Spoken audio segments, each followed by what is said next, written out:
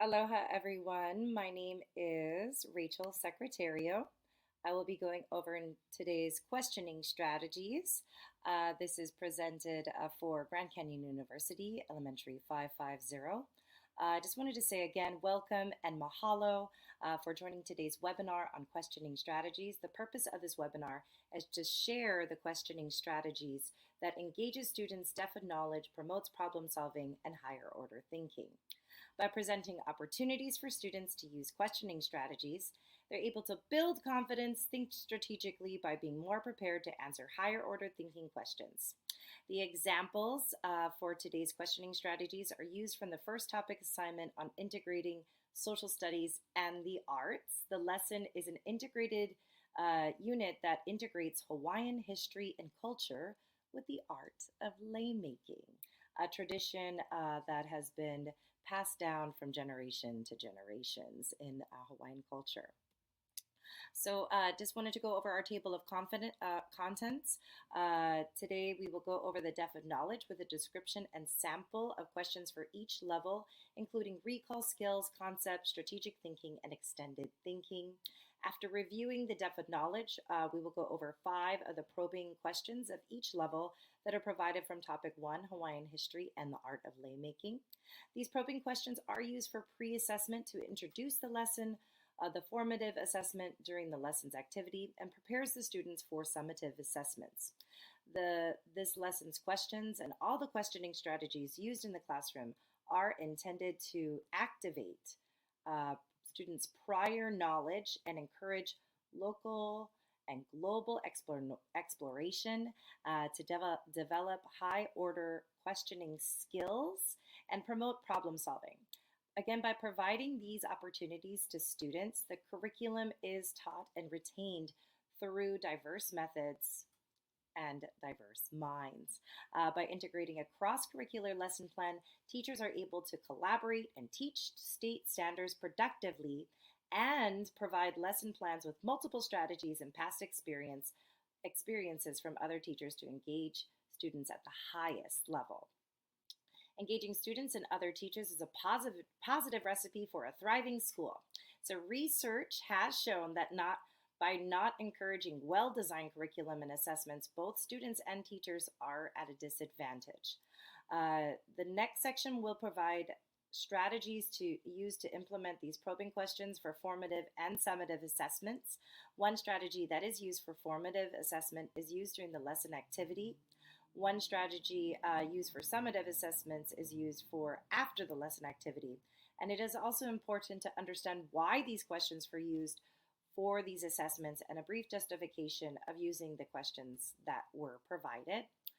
The last section reveals 2 digital tools that can be used to support students in developing their own higher order questioning skills and stimulate discussion and promote inquiry and critical thinking. A reflection is provided at the end to understand how this lesson has grown organically and revised through collaborative means and observation. Thank you so much, and I hope that you enjoy today. So we will go over, first off, the depth of knowledge.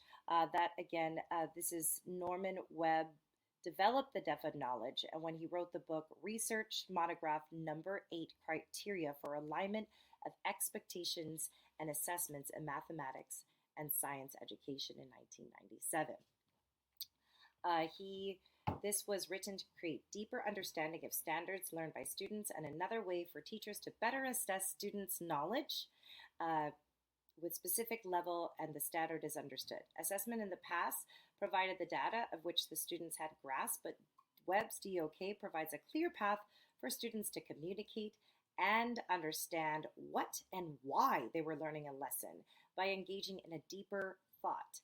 Layering these ideas that become more complex, which creates a full understanding of the lesson or skill, then transfer the skill to the real world or other lessons in the future. So Webb's depth of knowledge is broken up into 4 levels.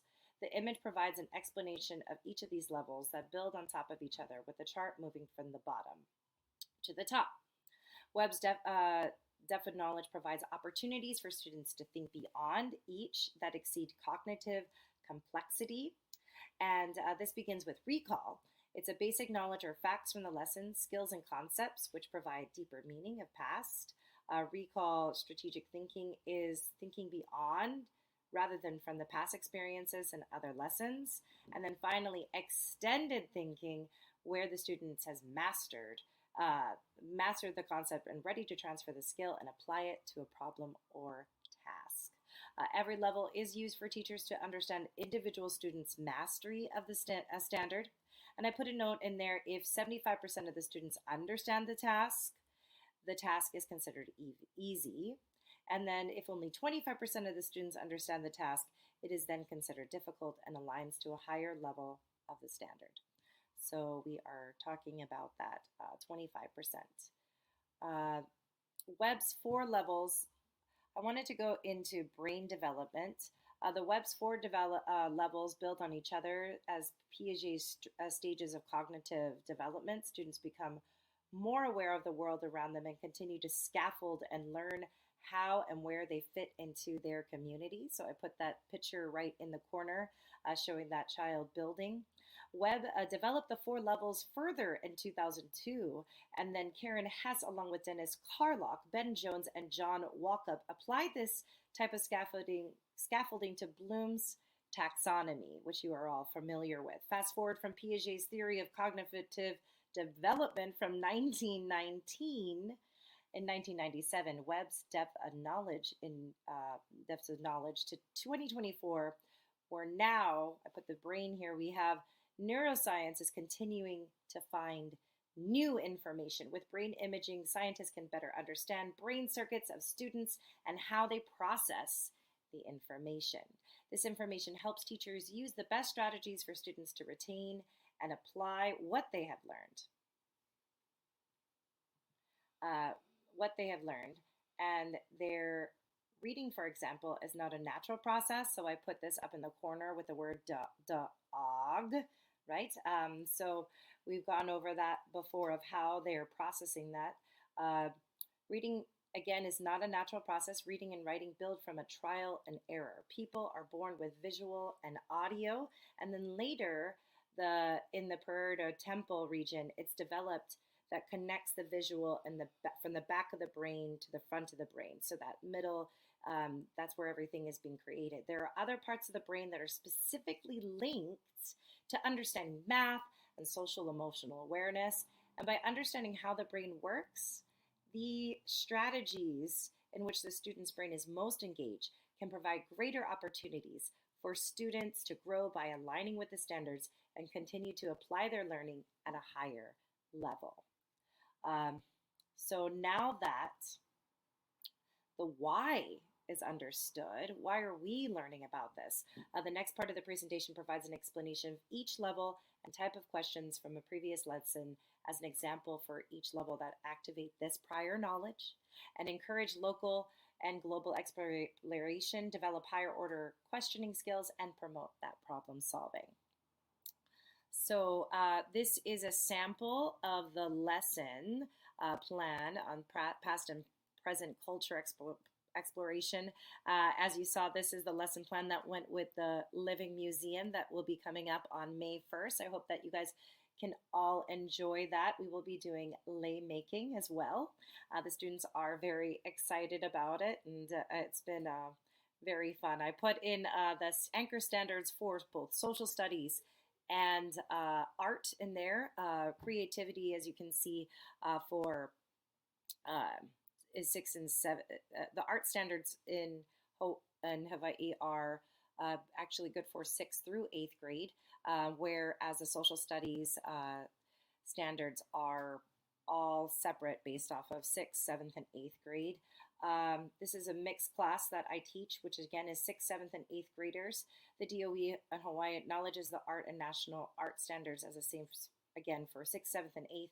The social studies subject relates to the 7th grade Hawaiian history. For 6th grade, this course will be an introduction, and for 8th grade, a review. So some of the social studies that we will, that this lesson entails is creating compelling questions representing key ideas of disciplines inquiry, explaining how a question reflects an enduring issue for the field inquiry, and creating supporting questions that address key ideas identified in compelling questions inquiry, and also to explain the relationship between compelling and supporting questions. So these questionings are from social studies, and those are actually from 6th through 8th grade as well.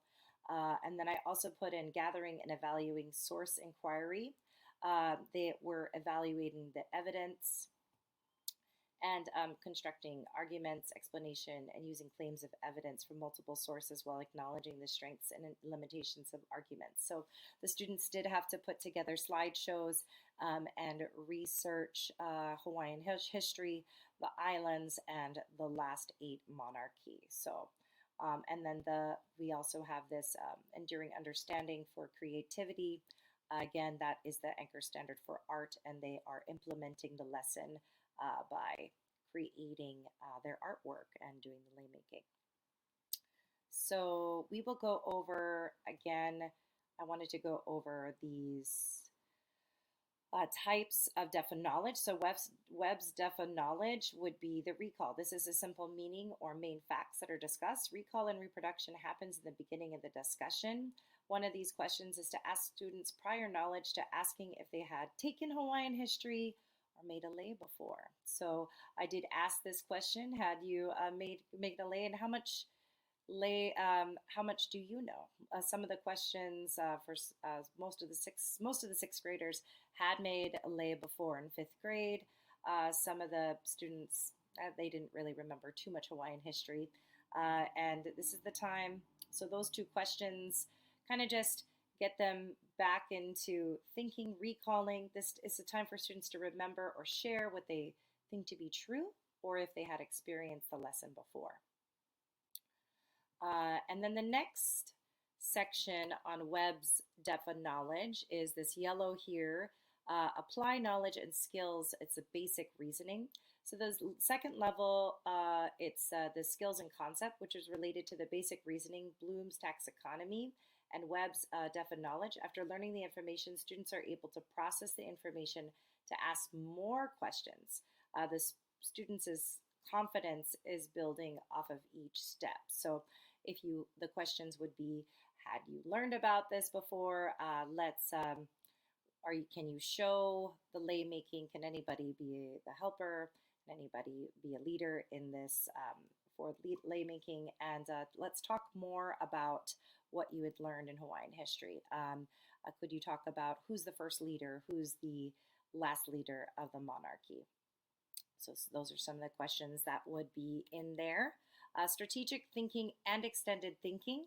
I put those both in the same slide there as we're going into, we have this strategic thinking, and I really like this. We need executors, influencers to sell our ideas. So it's really important that they can understand that this strategic thinking is going to go into their real world experience.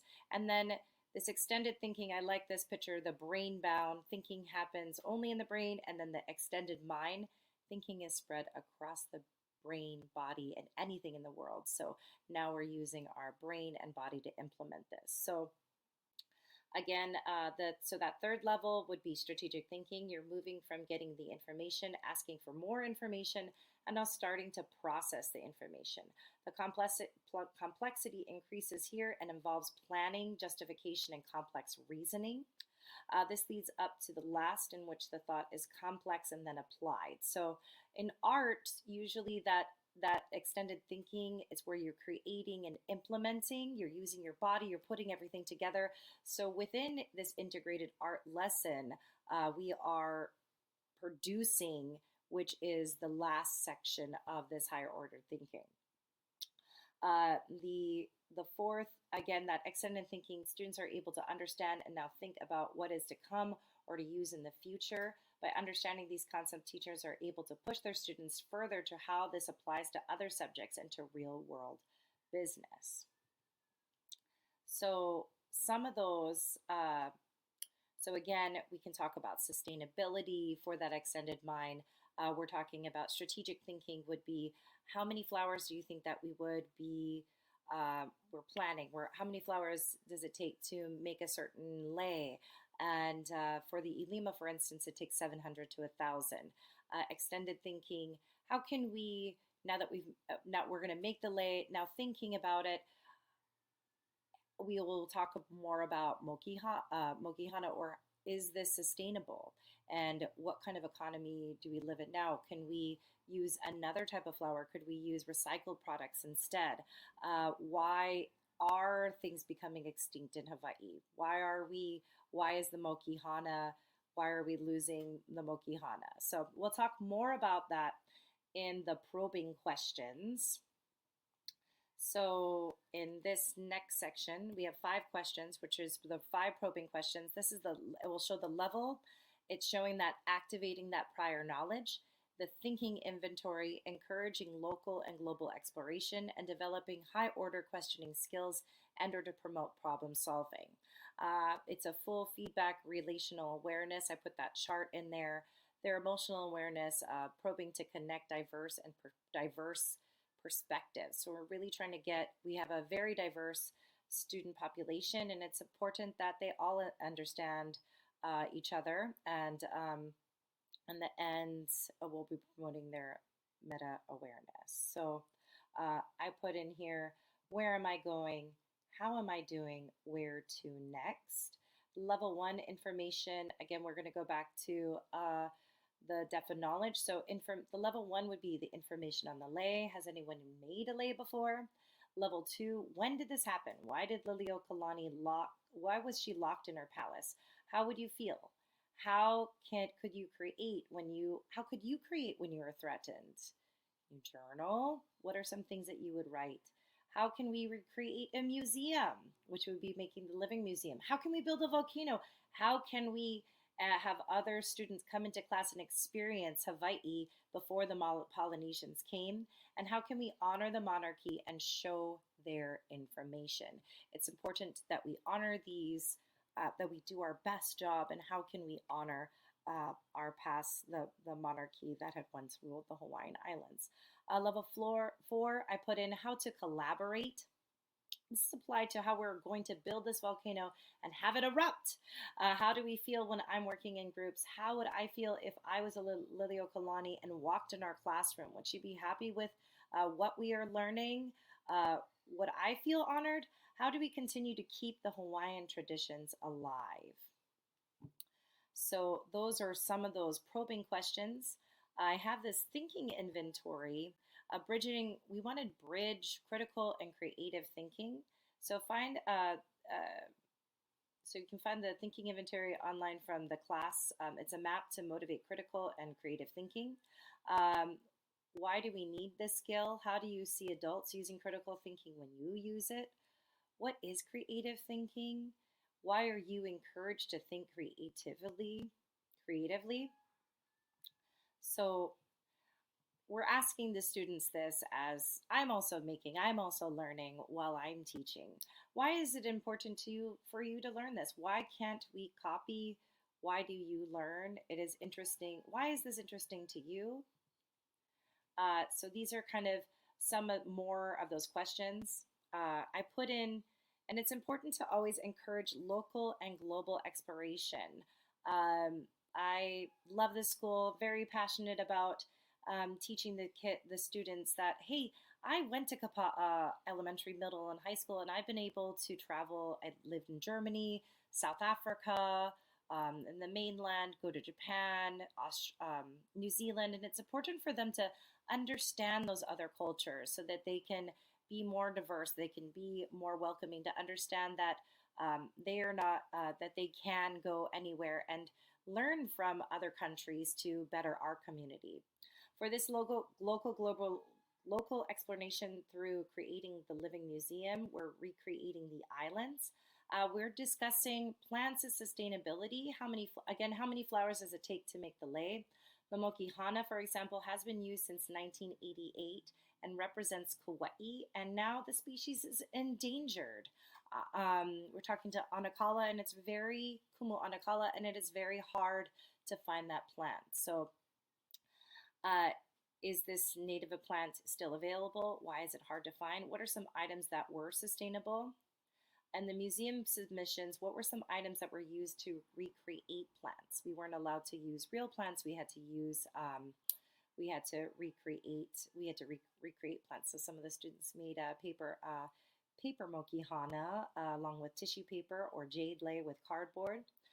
Why is it important to use sustainable products and to reuse our art supplies? We used a lot of our cardboard dragons uh, to make those volcanoes and everything.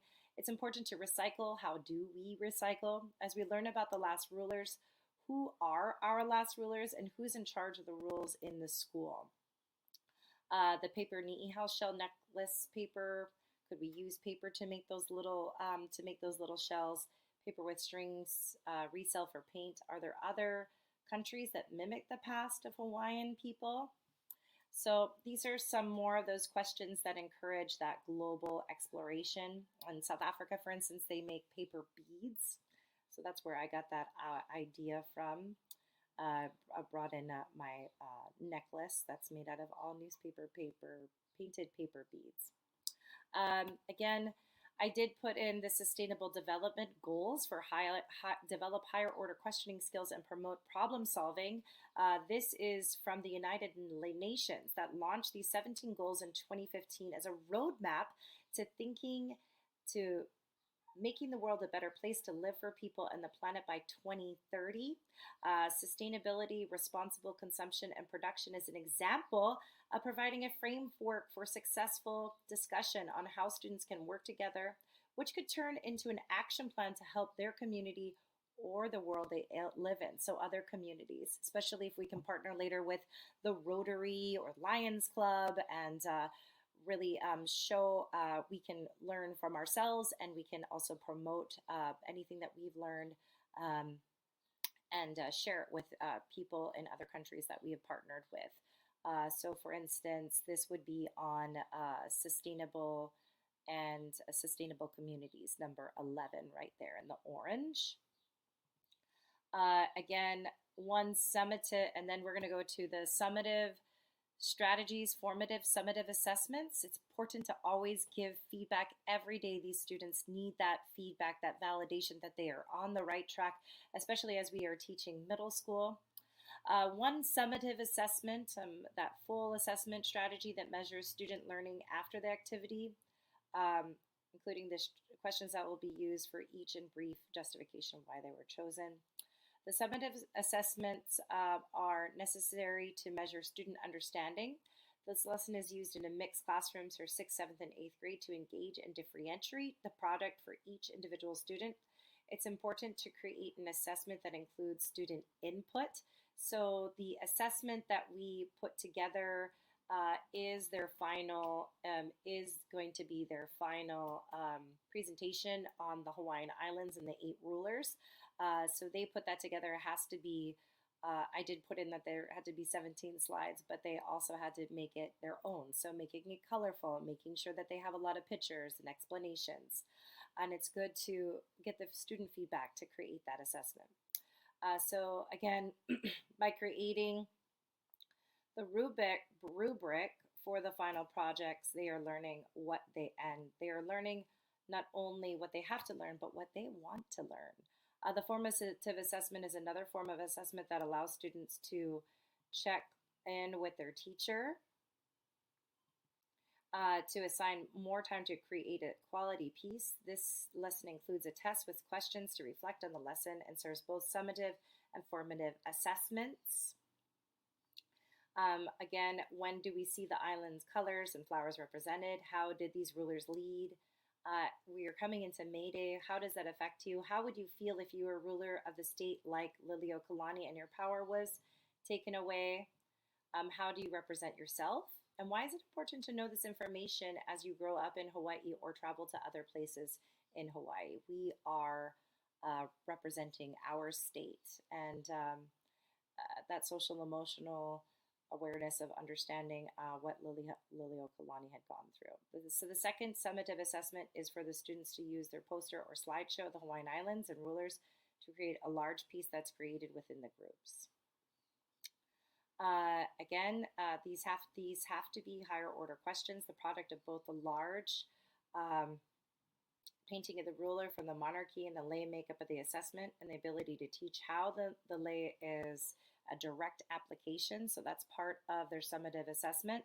And by the students having the opportunity to teach what they have learned, the student is able to feel confident in their learning. So we will be providing that lay workshop where they will be showing off their skills of lay making. We did do a pop quiz, but it was important that that was a part of a formative assessment just to check in where they were at. I had said that there was going to be a test, and then it ended up being an open book test, but they were all able to write down the Hawaiian Islands and know the rulers. They were discussing everything, and we will keep doing the quizzes and tests so that they can prepare more and remember what they have learned. Another thing that we can do for formative assessment is also to have a gallery where you are putting questions up on the wall. And then again, that final assessment is the digital tools using Google Slides and AI. It's really important that you can use Google Slides because you can actually use this as a way to create, to communicate directly with the students, seeing that if they are on the right page. So this is in the end will be a summative assessment, but it also doubles as a formative assessment because we can talk back and forth with the students in real time. Also too, you can change those Google Slides to, for those, you can align those to your IEPs and your 504 plans, or and then also for our ELL students, they can use their Google Translator, create the whole slideshow, and then they can have that translated on their Google slideshow. AI, this was really interesting. I am also really new to using AI, but I love this, that I did find this class point where you can make your own quiz, and it's important for teachers to make their own quiz, but what if we could have the students create their own quiz and quiz their friends? They'd have to pick someone new, and it would be important to create that, build better friendships within the school of 560 students. So I put in that you're building honesty, building confidence, you're celebrating your friendship. You're not always to be in the receiving end, and spend more time together with students. So we're stimulating discussion. We're using AI, asking what should be asked, and then now we're creating a conversation based off of that, and they're quizzing each other and having that deeper applied thought into their learning. So that was quick. That was a lot of information, so great job. I tried to get through the material as fast as possible, but I hope that you can replay this and you have access to this slideshow with all of the information and links. I did in a workshop with the DOE, they talked about this book, Confronting the Crisis of Engagement. Student engagement is the product of motivation and active learning. It is the product rather than a sum, because it will not occur if either element is missing. So it's important that we get those students engaged, get them hands-on, get them excited about these topics. This concludes today's professional development and questioning strategies. This is just reflecting on all of this. I just wanted to say thank you for your time, energy, and passion for teaching and compassion for these students. Thank you for having me in your classrooms to observe all of your working and how I can add more higher order thinking. That gallery was used in Melissa's class. I really appreciated that, seeing those questions and the students really bringing out their questions, what questions that they have. Maybe they have similar questions, putting those, layering those together. The topic may be a review for some of you most incredible veteran teachers here. Each teacher at the school has a strategy to ensure the students are provided with pre-assessment, formative, and summative assessment. These 3 stages of assessment creates a map for teachers to continue to build lesson plans and engage and provide opportunities for deeper learning. So thank you for giving me your feedback and adding so that I could mix the best thing for our students to create my first lesson plan. Thank you again for your compassion to provide your students to ensure each step of knowledge is mastered. This is an exciting time in the classroom. That middle school teachers have the opportunity to team and provide deeper learning for students by integrating the art and social studies. So if I have not talked to you yet, please send me your lesson plans so that we can integrate that deeper thinking for the students. There's a link at the end of the presentation where you can cut and paste some higher order questions that you can use in your classroom. As Ms. Coleman said in her science lab, teamwork makes the dream work. And by working together and repeating these questions in our classes, students are able to think about how these questions relate to other fields and core classes. That's from Cornell University. Let us all be models to constant learning for ourselves and for other students. Culture is changing, and engaged students are more likely to retain and apply their learning. I look forward to more years ahead with all of you, metamorphosizing this school to be a strong bridge, welcoming the students from elementary and preparing students to cross over to high school, to continue to learn with a sense of constant intuition and confidence. So just wanted to say mahalo nui loa to all of you. Ahui ho until we meet again down the halls. Mahalo to all of you. And I have put my references here. You can reach any of these links that I found the information for. And again, mahalo ahui ho until we meet again. And I hope you all have a wonderful day.